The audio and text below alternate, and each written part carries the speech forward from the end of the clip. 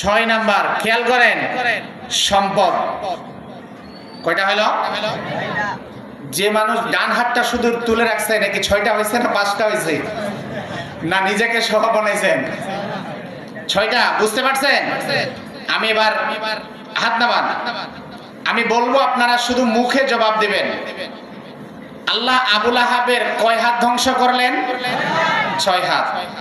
ডান বলেন 1, বাম হাত ইহকাল পরকাল, সন্তান অর্থাৎ পরিবার, সম্পদ।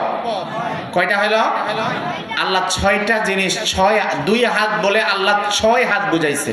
কেন বুঝাইলেন আসুন আমরা বুঝে দেখি। মুফাসসিরিনে কেরাম বলে, দুনিয়ার মুমিন মনের কানটা লাগারে ভাই, আল্লাহ কেন আবু লাহাবের 6 হাত ধ্বংস করলেন? ডান হাত বাম হাত ইহকাল পরকাল, পরিবার এবং সম্পদ। কি কারণে আল্লাহ 6টা ধ্বংস করে দিলেন?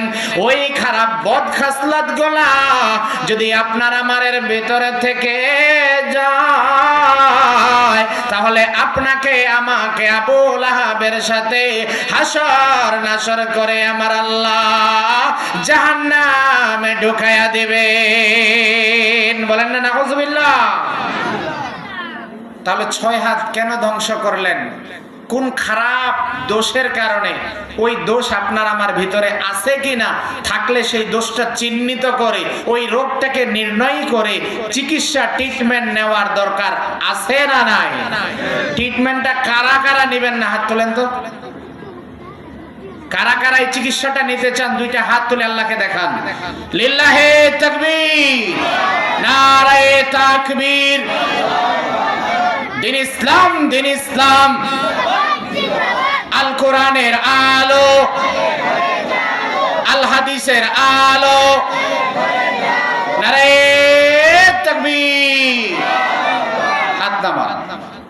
আমরা এবার বুঝে দেখব আল্লাহ কেন আবু লাহাবের 6টা হাত ধ্বংস করলেন। আল্লাহর কাছে জিজ্ঞেস করলাম, দয়ার মালিক আল্লাহ, ও আল্লাহ, আবু লাহাবের 6টা হাত তুমি ধ্বংস করে দিলা কেন? বুঝলাম ডান হাত ধ্বংস, বাম হাত ধ্বংস। এমন সময় আমার আল্লাহ জানায়া দেয়, এই তার বাগান এলাকার মানুষ,